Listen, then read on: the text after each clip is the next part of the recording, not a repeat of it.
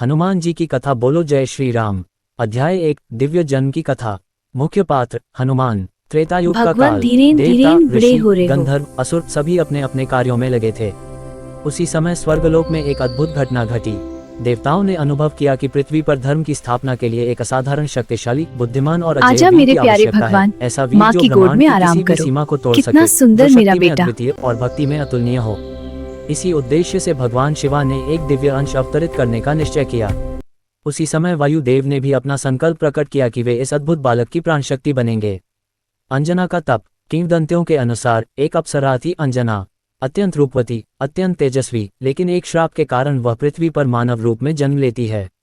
श्राप मुक्ति का एक ही मार्ग था, तुम्हें भगवान शिव के अंश से एक दिव्य पुत्र प्राप्त होगा। उसके जन्म के साथ ही तुम्हें मुक्ति मिलेगी। अंजना अपने पति केसरी, जो वानर राजा थे, के साथ किष्किंधा के पर्वतों में रहने लगीं। वह प्रतिदिन कठोर तप करती, शिव का ध्यान, मंत्र जाप, उपवास, मौन साधना। उनका तप इतना प्रचंड था कि देवताओं के लोक तक उसका प्रकाश पहुंच गया। शिव का प्रसन्न होना। एक दिन शिव ने प्रसन्न होकर अपने दिव्य ऊर्जा बीज को वायुदेव को प्रदान किया। वायुदेव ने वह दिव्य शक्ति अंजना के गर्भ में स्थापित की और तब संसार में अवतरित हुआ एक अद्भुत बालक हनुमान। जन्म के क्षण से ही उस बालक से तेज की लहर उठी। उसका शरीर सुनहरा, बल विशाल, आंखें चमकती हुई। हर देवता उसे देखकर आश्चर्य में पड़ गया। इंद्र, यह बालक साधारण नहीं, ये तो सर्वशक्तिमान होगा। ब्रह्मा, इससे बड़ा भक्त, इससे बड़ा योद्धा शायद युगों में कोई न हो। वायुदेव, यह मेरा पुत्र है, इसकी शक्ति अनंत होगी। अध्याय 2, बाल हनुमान की अद्भुत लीलाएं। बचपन से ही हनुमान विलक्षण थे। वन में खेलते हुए वे कभी पर्वतों पर छलांग लगा देते, कभी पेड़ों की चोटियों पर ऐसे दौड़ते जैसे हवा में उड़ रहे हों। उनकी भूख भी सामान्य नहीं थी। किसी भी फल को देखकर वह उसे एक ही निगाह में निगल लेते। ये वही समय था जब उनकी सबसे प्रसिद्ध लीला हुई, सूर्य को फल समझकर निगलना। एक दिन सुबह का समय था। सूर्योदय हुआ, पूरब दिशा से लाल सुनहरी रोशनी फैली। हनुमान ने सूर्य को देखा और बोले, क्या ही सुंदर लाल फल है, आज मैं इसे खाकर पेट भरूंगा। कहते हैं कि हनुमान उस समय कुछ महीनों के ही थे, लेकिन उनकी शक्ति असीमित थी। उन्होंने छलांग लगाई और आकाश की ओर उड़ चले। इतनी गति, इतनी ऊर्जा की ग्रह नक्षत्र भी कांप उठे। सूर्यदेव ने आश्चर्य से देखा, ये कौन बालक है जो मेरी ओर बढ़ रहा है। किंवदंती कहती है कि हनुमान सूर्य तक पहुंच भी गए और उसे मुंह में लेने का प्रयास किया। इंद्र का हस्तक्षेप। इंद्र ये देखकर घबरा गए कि कहीं ब्रह्मांड का संतुलन बिगड़ न जाए। उन्होंने तुरंत अपना वज्र उठाया और हनुमान को रोकने के लिए फेंका। वज्र हनुमान के ठोड़ी पर लगा और वे मूर्छित होकर धरती पर गिर पड़े। उन्हें गिरते देख वायुदेव क्रोधित हो उठे, मेरा पुत्र पर किसी ने प्रहार किया, यह अन्याय है। वायुदेव ने अपना दायित्व छोड़ दिया। वे वायु को रोककर अपने पुत्र को गोद में लेकर बैठ गए। जैसे ही वायु रुकी, संसार में सांस रुक गई, अग्नि मध्यम हो गई, जीव जंतु व्याकुल हो उठे। देवताओं में हाहाकार मच गया। देवताओं के वरदान। सभी देवता एकत्र हुए और बोले, वायुदेव कृपा करें, हमें क्षमा करें। सबने मिलकर हनुमान को अमरता, अजयता, अद्भुत बल और बुद्धि के वरदान दिए। ब्रह्मा, कोई भी अस्त्र शस्त्र इन पर प्रभाव नहीं करेगा। विष्णु, मेरा शारंग धनुष भी इन्हें नहीं छू सकेगा। अग्नि, अग्नि इनका बाल भी नहीं जला पाएगी। वरुण, जल इन्हें कभी डूबा नहीं सकेगा। कुबेर, धन निधियों के स्वामी रहेंगे। शिव, अनंत शक्ति का वरदान। इंद्र, वज्र भी अब इनका कुछ नहीं बिगाड़ पाएगा। हनुमान उठे, मुस्कुराए और आकाश गुंजायमान हो गया। जय महावीर। देवता विस्मित थे, यह बालक भविष्य के युगों को प्रभावित करेगा। अध्याय 3, शिक्षा और ऋषि मुनियों का सान्निध्य। बचपन में शरारती होने के कारण वे कई बार ऋषियों के आश्रमों में खेल खेल में बाधा डाल देते। एक दिन उन्होंने ऋषियों की साधना में इतना व्यवधान किया कि ऋषि हंसकर बोले, वत्स, तुम्हारी शक्ति अनंत है, परंतु स्मृति पर संयम आवश्यक है। हम तुम्हें वरदान देते हैं, जब तक कोई तुम्हें याद दिलाएगा नहीं, तुम अपनी दिव्य शक्तियों को भूल जाओगे। ये श्राप नहीं, एक महान आशीर्वाद था। इसी कारण बाद में जामवंत ने उन्हें समुद्र तट पर कहा, वीर हनुमान, तुम्हारी शक्ति अपार है, उड़ो। और तभी उन्हें अपनी सामर्थ्य याद आई। चमकता सितारा। अध्याय 4, किष्किंधा की ओर नई दिशा, नई भूमिका। सीता हरण के बाद रामा और लक्ष्मण वन वन भटक रहे थे। हवा में पीले पत्तों की सरसराहट थी। सूर्य की किरणें घने वृक्षों के बीच से छन छन कर गिर रही थीं। परंतु राम का मन भारी था। सीता के वियोग ने उन्हें भीतर से तोड़ दिया था।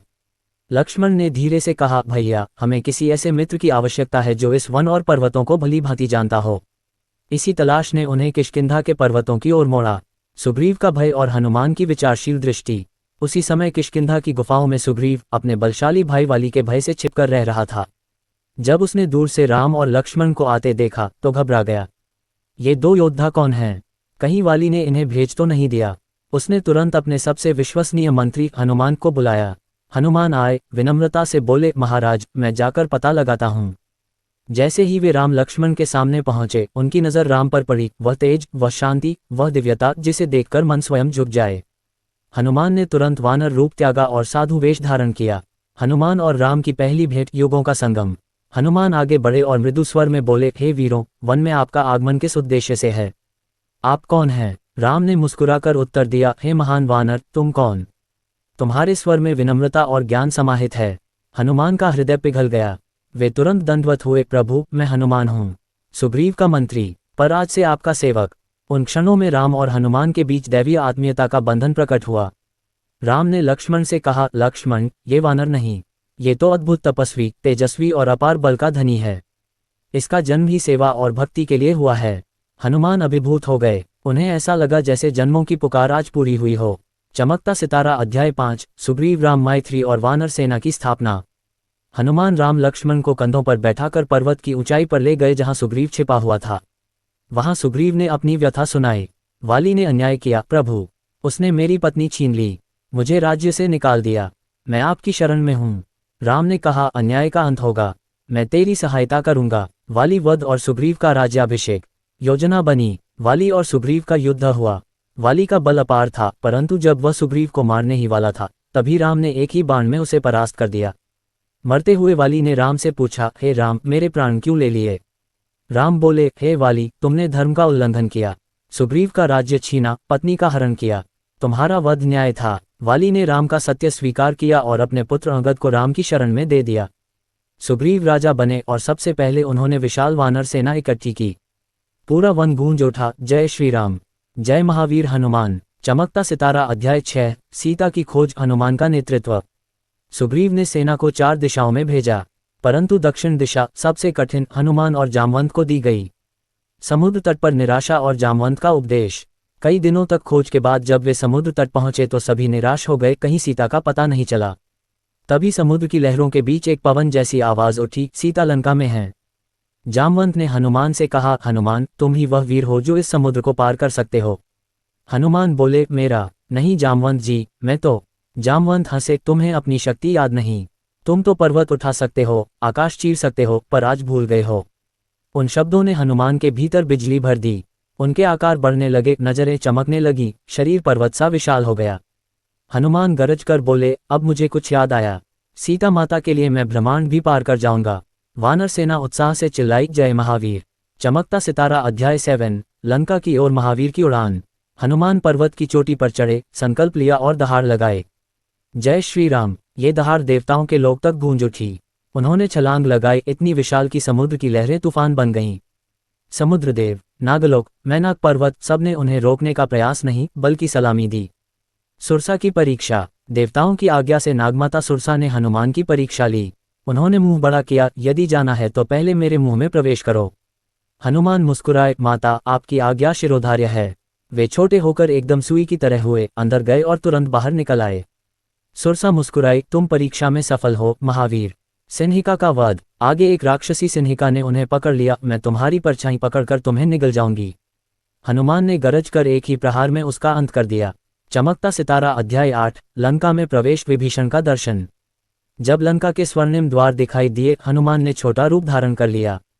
चारों ओर राक्षसों की सुरक्षा चौकियां थीं, लेकिन हनुमान ऐसे चल रहे थे जैसे छाया कोई ना देख सके। विभीषण से पहली भेंट। जब हनुमान महल के भीतर पहुंचने लगे, तभी उन्होंने राक्षसों के बीच एक दिव्य पुरुष देखा। उनकी आंखों में चमक, चेहरे पर शांति थी। वह थे विभीषण, रावण के भाई, परंतु धर्मनिष्ठ। हनुमान ने सोचा, ये राक्षस जैसा नहीं दिखता। विभीषण ने मंत्र पढ़े, जय श्री राम। हनुमान आश्चर्यचकित हो गए। वे तुरंत अपने वास्तविक रूप में आए और बोले, भक्त विभीषण, मैं रामदूत हनुमान हूँ। दोनों ने एक दूसरे के चरण छुए, हवा में जैसे भक्ति का प्रवाह फैल गया। विभीषण बोले, सीता माता अशोक वाटिका में है, पर रावण अत्यंत क्रूर है। हनुमान ने कहा, जो भी करना पड़े, मैं माता तक अवश्य पहुंचूंगा। चमकता सितारा अध्याय 9, अशोक वाटिका। पहली बार माता सीता के दर्शन। अशोक वाटिका एक बेहद सुंदर उद्यान, पर अंदर दुख का पहाड़। सीता माता एक वृक्ष के नीचे बैठी थीं, आंखों में आंसू, मन में राम का नाम। हनुमान को देखकर उनका हृदय कांप गया, ये कौन है? कहीं रावण का कोई छल तो नहीं? हनुमान ने राम की मुद्रिका अंगूठी आगे बढ़ाई। माता, मैं प्रभु राम का दूत हूँ। उन्होंने यह आपको भेजी है। सीता की आंखों से आंसू गिर पड़े। राम, मेरे राम, उन्होंने मुझे याद किया। हनुमान ने सांत्वना दी। माता, आप धैर्य रखें, प्रभु शीघ्र ही आएंगे। मैं उनके पास आपकी खबर लेकर जाऊंगा। सीता बोली, हनुमान, उन्हें कहना सीता केवल राम की है, और यदि देर हुई तो प्राण त्याग दूंगी। हनुमान आवेश में बोले, माता, चाहूं तो अभी आपको कंधों पर बैठाकर ले जा सकता हूं। सीता मुस्कुराई, नहीं पुत्र, ये राम की लीला है, उन्हें धर्म का मार्ग पूरा करना है। हनुमान ने प्रणाम किया। उनके हृदय में अग्नि जल चुकी थी, लंका को सबक सिखाने की अग्नि। चमकता सितारा अध्याय 10, अशोक वाटिका का विध्वंस और रावण के पुत्र अक्षय कुमार का वध। सीता माता से मिलने के बाद हनुमान के हृदय में दो अग्नियां जल रही थीं, एक प्रभु राम के प्रति भक्ति की अग्नि, दूसरी अधर्म के खिलाफ युद्ध की अग्नि। उन्होंने सोचा, अब लंका को संदेश देना होगा कि राम का दूत आ चुका है। वाटिका का क्रोध विस्फोट। हनुमान ने अपना छोटा रूप त्यागा और अचानक विशालाकार हो गए। फिर उन्होंने चारों ओर दृष्टि घुमाई। सुंदर वृक्ष, सोने से जड़ी मंडपियां, महकते फूल, राक्षसों की सुरक्षा चौकियां, और फिर उन्होंने अपनी मुट्ठियां भींची। एक प्रचंड गर्जना के साथ हनुमान ने पेड़ों को उखाड़ना शुरू किया। फूलों की पंखुड़ियां तूफान की तरह उड़ने लगीं। राक्षस सैनिकों में हाहाकार मच गया। कौन है ये तो वानर है, पर इतना बल कहाँ से आया? राक्षस सेना पर प्रहार। राक्षसों का दल दौड़ा, भाले और तलवारें लेकर, लेकिन हनुमान के लिए वे तिनके जैसे थे। किसी को अपनी पूंछ से झटक कर दूर फेंका, किसी को पकड़कर जमीन पर दे मारा, किसी के अस्त्रों को ऐसे तोड़ दिया जैसे सूखी लकड़ी। वृक्ष गिर रहे थे, भूमि कांप रही थी और हवा में एक ही नाम गूंज रहा था, जय श्री राम। जाम्बुमाली का अंत। रावण ने अपनी सेना के प्रमुख योद्धाओं को भेजा। सबसे पहले आया जाम्बुमाली, लाल आंखों वाला, क्रूर और शक्तिशाली राक्षस। उसने हनुमान पर बाणों की वर्षा कर दी। कुछ क्षणों के लिए धूल का बादल छा गया। राक्षसों ने सोचा वानर मर गया, पर जैसे धूल हटी, हनुमान शांत खड़े थे, उनके चेहरे पर हल्की मुस्कान। एक बांह के प्रहार से जाम्बुमाली दूर जा गिरा, दूसरे प्रहार में उसका अंत हो गया। अक्षय कुमार का आगमन। जब रावण को खबर मिली कि उसका सेनापति मारा गया, उसने क्रोधित होकर आदेश दिया, मेरे पुत्र अक्षय कुमार को बुलाओ, वह इस वानर का अंत करेगा। अक्षय कुमार तेजस्वी, युवा और अत्यंत साहसी था। उसने अपने रथ पर चढ़कर अशोक वाटिका की ओर प्रस्थान किया। राक्षस सैनिक चिल्लाए, राजकुमार आ गए, अब ये वानर बचकर नहीं जाएगा। अक्षय कुमार और हनुमान का युद्ध। अक्षय कुमार ने आते ही हनुमान पर गरज कर कहा, दुष्ट वानर, तूने लंका की मर्यादा तोड़ी है, अब तुझे प्राणों से हाथ धोना होगा।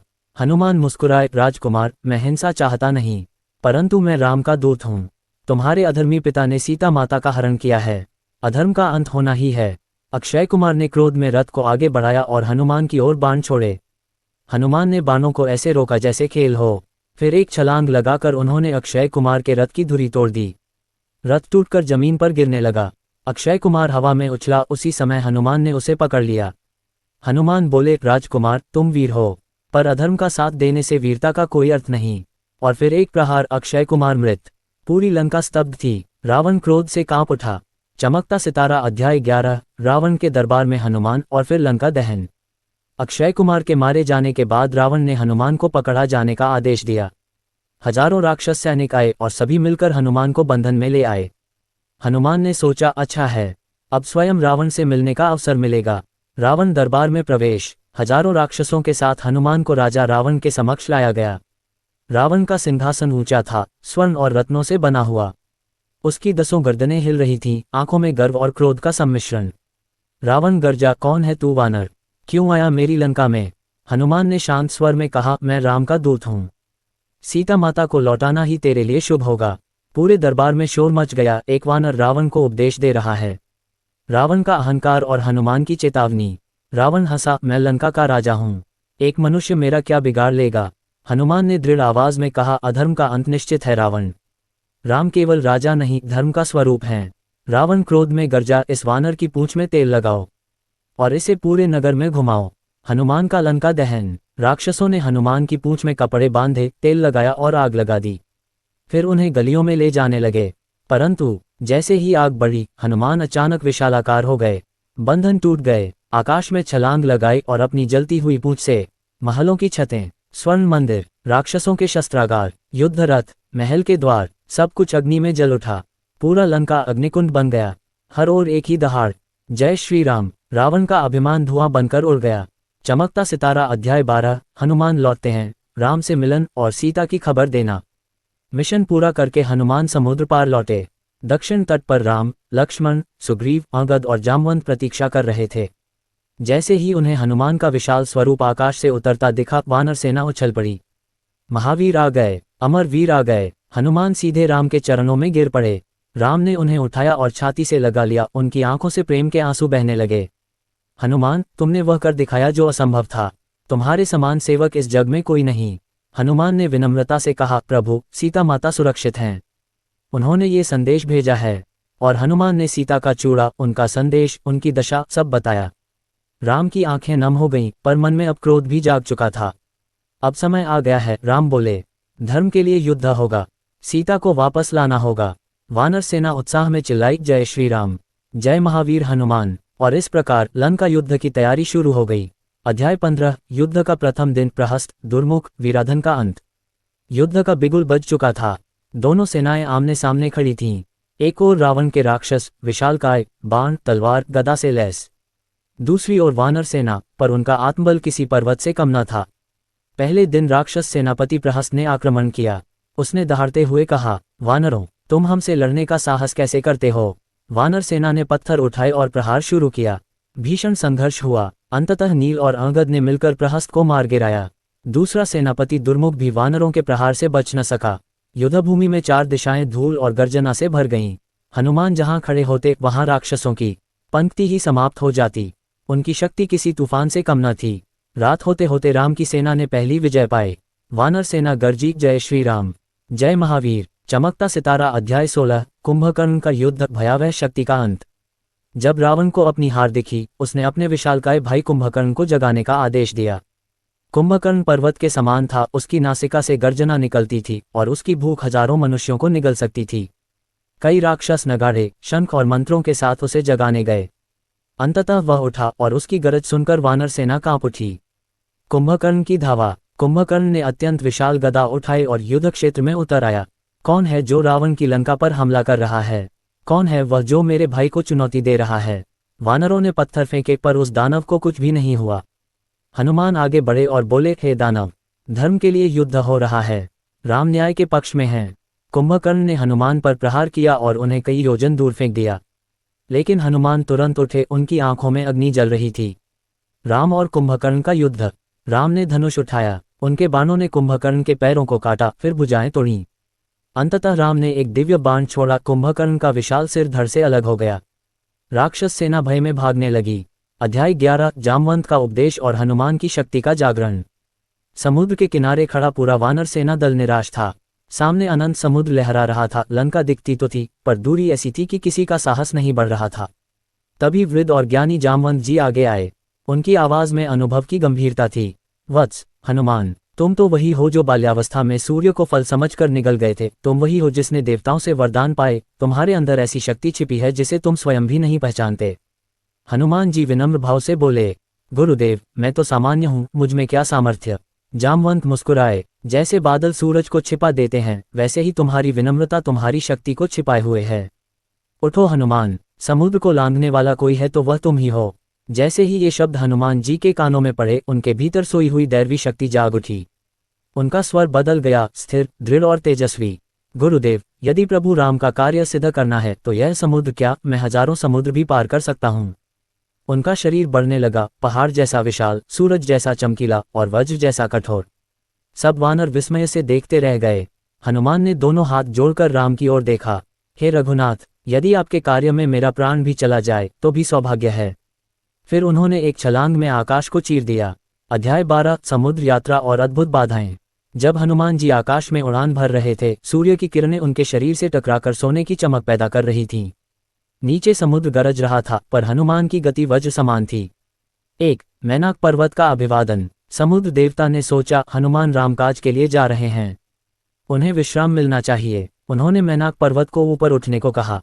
वह पर्वत हनुमान के सामने आया और बोला, पुत्र, मेरे शिखर पर कुछ देर विश्राम करो। हनुमान विनम्र हंसी के साथ बोले, हे पर्वतराज, राम का कार्य पूरा करके लौटूंगा, तब विश्राम करूंगा, अभी देर की गुंजाइश नहीं। ये कहकर उन्होंने पर्वत का स्पर्श किया और आगे बढ़ गए। 2। सुरसा की परीक्षा। आगे देवी सुरसा प्रकट हुई। देवताओं ने हनुमान की परीक्षा लेने के लिए उन्हें भेजा था। सुरसा ने कहा, हनुमान, तुम बिना मेरी परीक्षा दिए आगे नहीं जा सकते, मैं तुम्हें निगलना चाहती हूँ। हनुमान ने कहा, माता मुझे जल्दी है, रामकाज के लिए जा रहा हूँ, मार्ग दें। पर सुरसा नहीं मानी, उन्होंने अपना मुंह इतना बड़ा कर लिया कि आकाश ढक जाए। हनुमान समझ गए कि यह असली युद्ध नहीं, परीक्षा है। वे भी अपने शरीर को बड़ा करते गए, फिर अचानक वे सूक्ष्म रूप में आ गए और सुरसा के बड़े मुंह में जाकर तुरंत बाहर निकल आए। माता आपकी परीक्षा पूर्ण। सुरसा प्रसन्न होकर बोली, विजयी भव वत्स, तुम राम कार्य अवश्य सिद्ध करोगे। 3. सिंहिका राक्षसी। आगे बढ़ते ही सिंहिका नाम की राक्षसी ने हनुमान की परछाई पकड़ ली। वह परछाई से शक्ति खींचकर किसी को भी रोक सकती थी। हनुमान नीचे गिरने लगे पर तुरंत समझ गए ये दानवी है। उन्होंने अपने नुकीले नाखूनों से उसका हृदय चीर दिया। राक्षसी समाप्त और हनुमान आगे बढ़ गए। अध्याय 13 लंका में प्रवेश, सूक्ष्म रूप और चंद्रमा जैसी शांति। अंततः हनुमान लंका के तट पर पहुंचे। सामने सोने की दीवारों वाला विशाल द्वार, हवा में मंद सुगंध, गंधर्वों का संगीत और सोने की चमक। रात का समय था। हनुमान ने कहा, अब सूक्ष्म रूप ही उचित है। वे छोटे से वानर जैसे बन गए, चूहे से भी छोटे, और लंका की चहारदीवारी पर चढ़ गए। लंका की रक्षिका लंकिनी। द्वार पर राक्षसी लंकिनी खड़ी थी, जो किसी को भीतर नहीं जाने देती थी। कौन है? रुक जा। उसने हनुमान को मारने की कोशिश की। हनुमान ने हल्का सा प्रहार किया और राक्षसी वहीं गिर पड़ी। वह बोली, हनुमान, एक वरदान में मुझे कहा गया था कि जब एक दिव्य वानर मुझे परास्त करेगा, उसी दिन लंका का विनाश शुरू होगा। जाओ, विजय हो। हनुमान आगे बढ़ गए। अध्याय 14 अशोक वाटिका की खोज और पहली बार सीता माता का दर्शन। हनुमान जी ने लंका के महलों को देखा, विभीषण का घर, रावण का सिंहासन, महादानवों की सेनाएं, पर उन्हें जिस स्थान की तलाश थी वह था सीता माता का निवास। आखिरकार वे अशोक वाटिका पहुंचे। वहां विविध फूल खिले थे, पर एक स्त्री वृक्ष के नीचे उदास बैठी थी। वह थी माता सीता। उनके चेहरे पर विरह की रेखाएं थीं, पर आंखों में राम का अडिग विश्वास। हनुमान एक पेड़ की डाल पर बैठे रहे। रावण अपने दैत्य स्त्रियों के साथ आया, सीता को भ्रमित करने का प्रयास किया, पर माता अडिग रहीं। रावण बोला, सीता, मुझे स्वीकार करो। सीता ने डांट कर कहा, मैं केवल श्री राम की हूं और वही रहूंगी। रावण क्रोधित होकर चला गया। अध्याय 15 हनुमान का सीता माता से मिलन। जब सब शांत हुआ, हनुमान धीरे धीरे नीचे उतरे और राम की अंगूठी माता सीता के सामने रखी। सीता चौंक गईं। हनुमान हाथ जोड़कर बोले, माते, मैं राम का दूत हनुमान, आपको प्रभु की ओर से प्रणाम लेकर आया हूँ। माता की आंखों में आंसू भर आए, मानो वर्षों बाद आशा की किरण जागी हो। हनुमान ने कहा, माता, बस मुझे आज्ञा दें, मैं अभी आपको कंधे पर बैठाकर इन्हीं पलों में ले चलूं। सीता मुस्कुराई, वत्स, यह उचित नहीं। राम का कर्तव्य है मुझे स्वयं लाना। तुम जाकर राम को मेरा संदेश देना। हनुमान ने माता को प्रभु का समाचार सुनाया। सीता ने चूड़ामणि दी और कहा, ये राम को दे देना, वे पहचान जाएंगे। हनुमान बोले, माता, राम आपका संदेश सुनकर तुरंत यहाँ आएंगे। माता ने आशीर्वाद दिया। अध्याय 16 अशोक वाटिका का ध्वंस और राक्षसों का वध। सीता का संदेश लेकर हनुमान लौटने लगे, पर राम के दूत होने के नाते उनके मन में विचार आया, मैं राक्षसों की शक्ति का परीक्षण भी कर ही लूं। वे पेड़ों पर उछलने लगे, फूल तोड़ने लगे और राक्षसों को चुन चुन कर मारने लगे। रावण के सैनिक टूट पड़े, अकंपन, जाम्बुमाली, प्रजंग आदि महापराक्रमी, पर हनुमान अकेले ही उन्हें धूल चटा देते हैं। फिर रावण का पुत्र अक्षय कुमार आया, बहुत शक्तिशाली योद्धा। उससे भी जबरदस्त युद्ध हुआ और अंत में हनुमान ने उसे मार दिया। लंका में आतंक फैल गया। अध्याय 17 रावण के दरबार में हनुमान का प्रवेश। अशोक वाटिका में उत्पात मचाने के बाद हनुमान जी जानबूझकर राक्षसों के सामने आए। वे चाहते थे कि रावण स्वयं उन्हें देखे और समझे कि राम का दूत कितना प्रचंड है। राक्षस बड़ी बड़ी रस्सियां लेकर उन पर टूट पड़े, भाले, गदाएं, तलवारें, पर हनुमान स्थिर खड़े रहे। हजारों राक्षस उन्हें बांधने लगे। जब हनुमान ने देखा कि वे नागपाश का प्रयोग कर रहे हैं, तो उन्होंने सोचा, इंद्रजीत द्वारा बनाया गया नागपाश, इसे सह लेना चाहिए। इससे मुझे रावण के दरबार में ले जाया जाएगा। उन्होंने अपनी शक्ति को रोक लिया और राक्षस उन्हें बांधे खींचते हुए रावण की सभा में ले गए।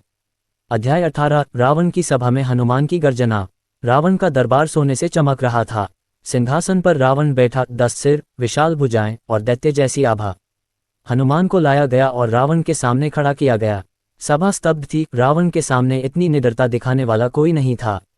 रावण गरज कर बोला, वानर, तू कौन है? मेरी लंका में उत्पात मचाया, मेरे पुत्र को मारा। क्या तू मृत्यु से नहीं डरता? हनुमान शांत स्वर में बोले, मैं राम का दूत हूँ। राम, दशरथ नंदन, धर्म के अवतार। सीता माता तुम्हारे यहाँ कैद हैं, उन्हें तुरंत लौटा दो, युद्ध टल सकता है। सभा में सन्नाटा छा गया। कोई राक्षस हिल भी न सका। रावण हंस पड़ा, वानर, क्या तुम मुझे डराने आए हो? मैं उस राम को पराजित कर दूंगा। हनुमान गंभीर स्वर में बोले, रावण, तुम्हारे हाथों में विनाश लिखा है। सीता माता को लौटाओ, अन्यथा ये पूरी सोने की लंका राख हो जाएगी। रावण क्रोधित होकर चिल्लाया, इस वानर की हत्या कर दो। तभी विभीषण खड़े हुए। उन्होंने राक्षसी दारिक नियम का उल्लेख किया। राक्षस धर्म के अनुसार दूत की हत्या नहीं होती, चाहे वह शत्रु पक्ष का क्यों न हो। रावण विभीषण की बात मान गया, पर बोला, ठीक है, मारेंगे नहीं, पर इसका अपमान किया जाएगा। इसकी पूंछ में आग लगाओ। अध्याय 19। हनुमान की पूंछ में अग्नि और दूत का प्रतिशोध। राक्षस हर्ष से नाच उठे। उन्होंने कपड़े और तेल लाकर हनुमान की पूंछ पर बांधा। सीता माता ने यह सुना और रो पड़ी। उन्होंने अग्निदेव को मन ही मन प्रार्थना की, हे अग्निदेव, यह मेरे रामदूत है, कृपा करके इन्हें हानि न पहुंचाना। हनुमान मुस्कुराते रहे, मानो उन्हें ये सब पहले से ज्ञात हो। पूंछ लंबी होती गई। राक्षस कपड़े खत्म कर बैठे, पर हनुमान की पूंछ खत्म ही नहीं होती थी। अंत में आग लगाई गई। राक्षस खुशी से चिल्लाए, देखो, वानर जल रहा है। पर जैसे ही अग्नि पूंछ पर लगी, अग्नि शीतल हो गई। हनुमान ने कोई पीड़ा महसूस नहीं की। वे बोले, अब रामदूत का कार्य आरंभ होता है। अध्याय 20। लंका दहन। संपूर्ण लंका में आग की वर्षा। हनुमान सूक्ष्म बंधनों को तोड़कर विशाल रूप में आए। राक्षस इधर उधर भागने लगे। हनुमान एक ही छलांग में महलों की छतों पर पहुंच गए, और फिर आज तक की सबसे भीषण अग्नि फैल गई। 1. महल जले। सोने के स्तंभ, चांदी की छतें, असुरों के विश्रामगृह सब आग में बदलने लगे। 2. रणभूमि में आतंक। राक्षस सेना भागी भागी फिर रही थी। आकाश काला धुआं निगल रहा था। 3. रावण का क्रोध। रावण अपनी छत पर खड़ा चिल्ला रहा था, कौन है ये? कौन है ये दानव? हनुमान ने पुकारा, दानव नहीं, राम का दूत। 4. विभीषण का घर बचा। पूरे लंका में आग लगी, पर एक घर बच गया, विभीषण का। हनुमान ने सोचकर आग उस ओर नहीं फैलाई। 5. अशोक वाटिका में माता का आशीर्वाद। हत्या किए बिना, सीता माता के स्थान को जलाए बिना हनुमान लौटे। उन्होंने झुककर माता से कहा, माता, यह आपकी रक्षा का परिणाम है। सीता ने आशीर्वाद दिया, विजयी भव वत्स, राम को मेरा संदेश देना। अध्याय 21। हनुमान की राम के पास वापसी। अंततः हनुमान सागर तट पर पहुंचे और एक विशाल छलांग में वापस किष्किंधा सेना के पास लौटे। सब उत्साहित होकर पूछने लगे, हनुमान, क्या हुआ? माता मिली? क्या समाचार है? हनुमान जी ने विनम्र भाव से कहा, हाँ, माता सकुशल हैं। राम का नाम सुनकर उनका चेहरा कुमुदिनी की तरह खिल उठा, और लंका का बहुत हिस्सा जल चुका है। सबने जयकार की, जय हनुमान, जय श्री राम। हनुमान ने अंगूठी और चूड़ामणि प्रभु राम को दी। राम भाव विह्वल हो गए। उन्होंने हनुमान को गले लगाते हुए कहा, हनुमान, तुमने जो किया है वह मैं भी नहीं कर सकता था। तुम्हारा ऋण मैं कभी नहीं चुका सकता। हनुमान विनम्र हुए, प्रभु, मैं तो आपका सेवक हूँ, जो किया आपकी कृपा से किया। अध्याय 22। युद्ध की तैयारी। समुद्र के सामने श्री राम। अब सीता को वापस लाने का एक ही मार्ग था, सेतु बनाना। राम ने समुद्रदेव से प्रार्थना की, पर समुद्र शांत थे। ब्राह्मणों से परामर्श कर राम ने धनुष उठाया। पूरे समुद्र में हलचल हुई, जैसे प्रकृति स्वयं कांप गई हो। समुद्र देव प्रकट हुए, प्रभु, मुझे क्षमा कीजिए, आपके आदेश से वानर सेना मेरे ऊपर पुल बनाए, मैं उन्हें मार्ग दूंगा। तभी नल नील ने पत्थर समुद्र में फेंकने शुरू किए, और वे डूबे नहीं, तैरने लगे। राम का नाम जहां लिखा वहां चमत्कार हुआ। तीनों लोकों में चर्चा फैल गई, राम सेतु बन रहा है। अध्याय 23। रामसेना का लंका में प्रवेश। सेतु निर्माण पूरा हुआ। समुद्र के ऊपर एक दिव्य पुल तैयार हो चुका था। वानर, रीछ, सेनापति अंगद, नल नील, जामवंत और स्वयं हनुमान प्रभु रामा के साथ लंका की ओर बढ़ चले। पूरी लंका कांपने लगी जब वानर सेना ने युद्ध भूमि में प्रवेश किया। रावण के दूत भागते भागते उसके पास पहुंचे। स्वामी, लाखों वानर भयंकर बलवान आपकी ओर बढ़ रहे हैं। रावण मुस्कुराया, आने दो, मैं देखूंगा कौन मुझे चुनौती देता है। अध्याय 24। युद्ध का प्रथम दिन। वीर वानरों का पराक्रम। लंका के विशाल द्वार खुले। क्रूर राक्षस गर्जन करते हुए अपने रथों और गदाओं के साथ बाहर निकले। वानर सेना ने पत्थरों, वृक्षों और अपने नखों से अद्भुत युद्ध किया। हनुमान जहां खड़े होते वहीं असंख्य राक्षस गिरते जाते। उनकी गति इतनी तेज कि राक्षसों को पता भी न चलता और वे समाप्त। अंगद ने अकेले ही अनेक योद्धाओं को पटक पटक कर मार डाला। नील नल ने भीषण युद्ध किया। रावण की सेना टूटने लगी।